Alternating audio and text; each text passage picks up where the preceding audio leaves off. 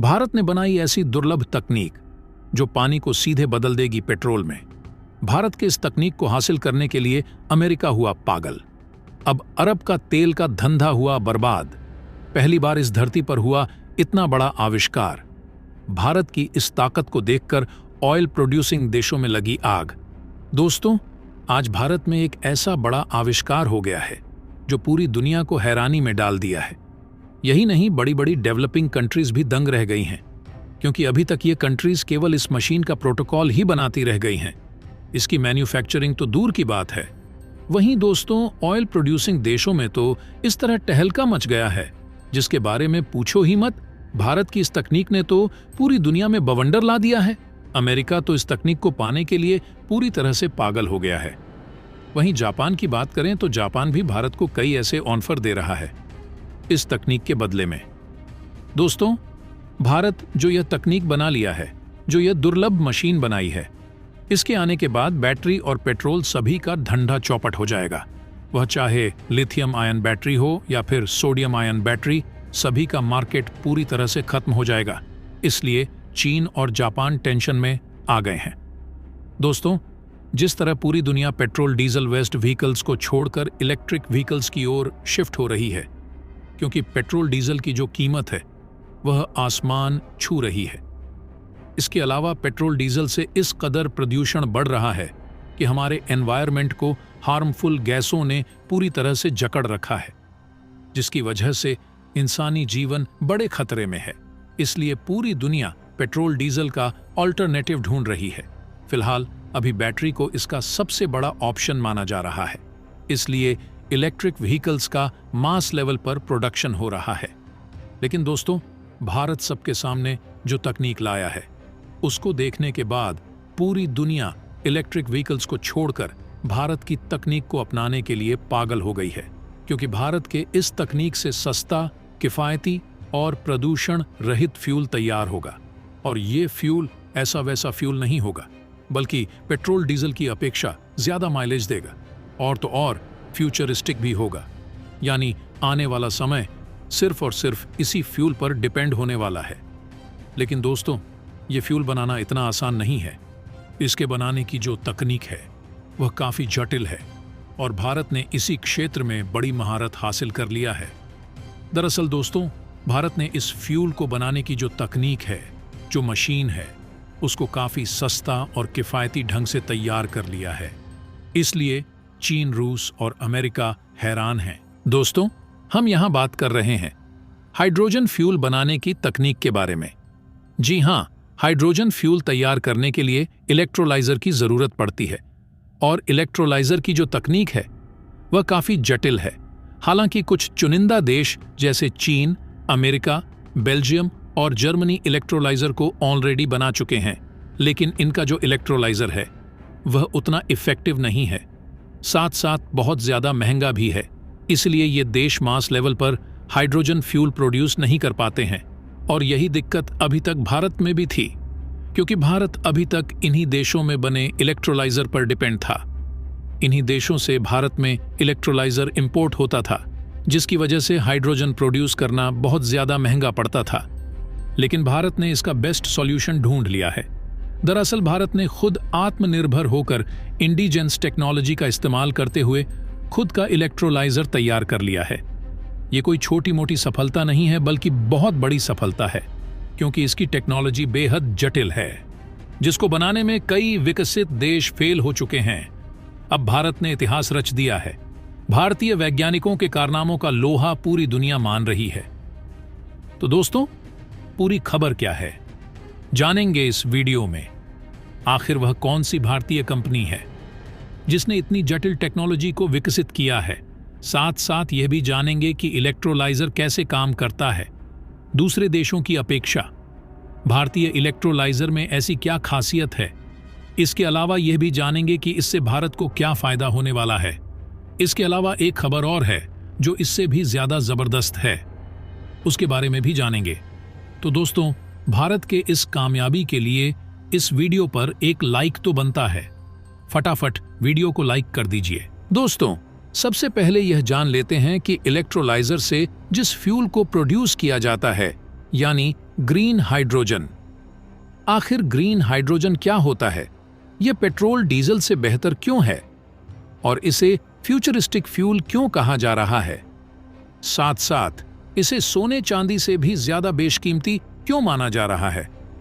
तो दोस्तों, आपको बता दें, ग्रीन हाइड्रोजन दुनिया का सबसे अच्छा और सबसे क्लीन फ्यूल है। दरअसल पानी के इलेक्ट्रोलिसिस के दौरान जो हाइड्रोजन गैस निकलती है उसे ग्रीन हाइड्रोजन कहा जाता है। इस प्रोसेस यानी कि इलेक्ट्रोलिसिस या इलेक्ट्रिक करंट के जरिए पानी में से हाइड्रोजन और ऑक्सीजन को अलग कर दिया जाता है और यह काम इलेक्ट्रोलाइजर करता है। इलेक्ट्रोलाइजर रिन्यूएबल एनर्जी का इस्तेमाल करता है। इसमें सोलर और विंड दोनों तरह की एनर्जी शामिल है। इस तरह ग्रीन हाइड्रोजन के प्रोडक्शन में कोई ग्रीन हाउस गैस नहीं निकलती है जो एनवायरनमेंट के लिए खतरनाक होती है। इसलिए ग्रीन हाइड्रोजन को फ्यूचर ऑफ फ्यूल तो कहा ही जा रहा है, साथ साथ सोने चांदी से भी ज्यादा कीमती है क्योंकि ये इको फ्रेंडली है और ह्यूमन लाइफ को नुकसान भी नहीं पहुंचाती है। बता दें कि हाइड्रोजन का इस्तेमाल कई तरह के सेक्टर में हो रहा है। इनमें chemical, iron, steel, transport, heating और पावर शामिल हैं।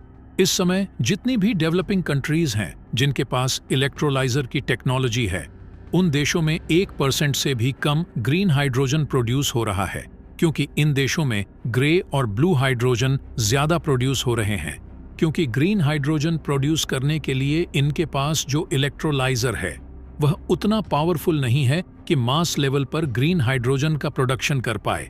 और आपको बता दें, ग्रे और ब्लू हाइड्रोजन जो हैं, इनको प्रोड्यूस करने के लिए फॉसिल फ्यूल का इस्तेमाल किया जाता है जिसमें कार्बन डाइऑक्साइड के साथ साथ कई विषैली गैसें उत्पन्न होती हैं जो हमारे एनवायरनमेंट के लिए हार्मफुल साबित होती हैं। लेकिन भारत ने जो करके दिखाया है, जो इतिहास रचा है, उसको देखते हुए इन देशों में अफरा तफरी मच गई है। दरअसल दोस्तों, मेन खबर पर आते हैं। खबर यह है कि गुजरात की एक जानी मानी कंपनी ग्रीनजो एनर्जी इंडिया ने भारत की पहली स्वदेशी इलेक्ट्रोलाइजर मशीन बना लिया है। प्रेजेंट टाइम में इस मशीन की कैपेसिटी 1 मेगावाट की है। मशीन पानी से ग्रीन हाइड्रोजन बनाएगी।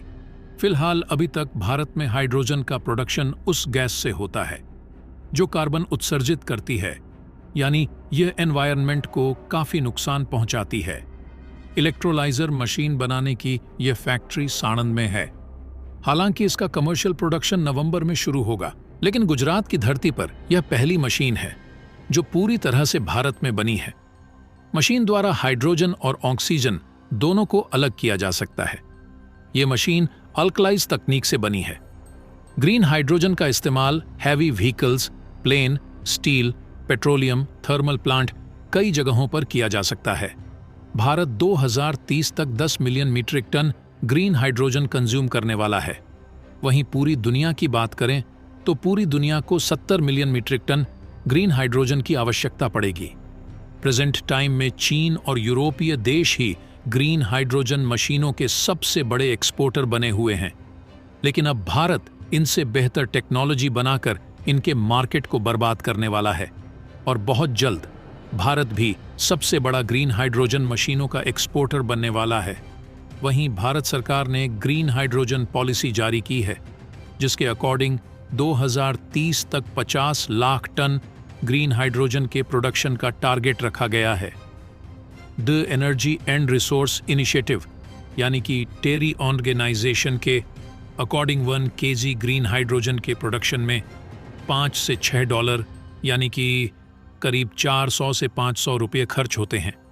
लेकिन अब भारत को टेंशन लेने की ज़रूरत नहीं है क्योंकि अब भारत में बड़े स्केल पर इलेक्ट्रोलाइजर मैन्युफैक्चर होंगे, जिसकी वजह से कई एक्सपर्ट का कहना है कि भारत में ग्रीन हाइड्रोजन की कीमत पेट्रोल डीजल से भी कम होने की उम्मीद है।